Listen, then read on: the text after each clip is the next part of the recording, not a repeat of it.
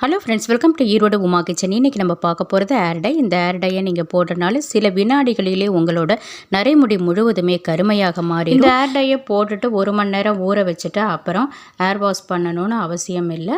இதுக்கு அந்த டைமும் நம்மளுக்கு தேவையில்லை. சில வினாடிகளிலே உங்களோட முடி வந்து கருமையாக மாறிடும். இந்த ஏர் டையை போடுறதுனால தலைவலி வருமோ அல்லது சளி பிடிக்குமோ தலைபாரம் இருக்குமோன்னு நினைக்க வேண்டாம்.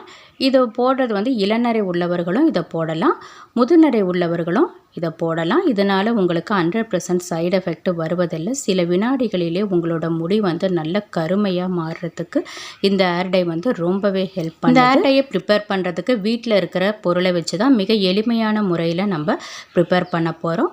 இதை நீங்கள் ட்ரை பண்ணி இந்த வீடியோ உங்களுக்கு முழுமையாக தெரியணும்னு விரும்புனீங்கன்னா இந்த வீடியோ லிங்க் நான் இந்த டிஸ்கிரிப்ஷனில் தந்திருக்கேன். நீங்கள் செக் பண்ணி பார்த்துக்கலாம். நம்ம இயற்கையான முறையில் தயாரிக்கும் எந்த ஏர் டையுமே நமக்கு விளைவுகள் ஏற்படுத்துவதில்லை.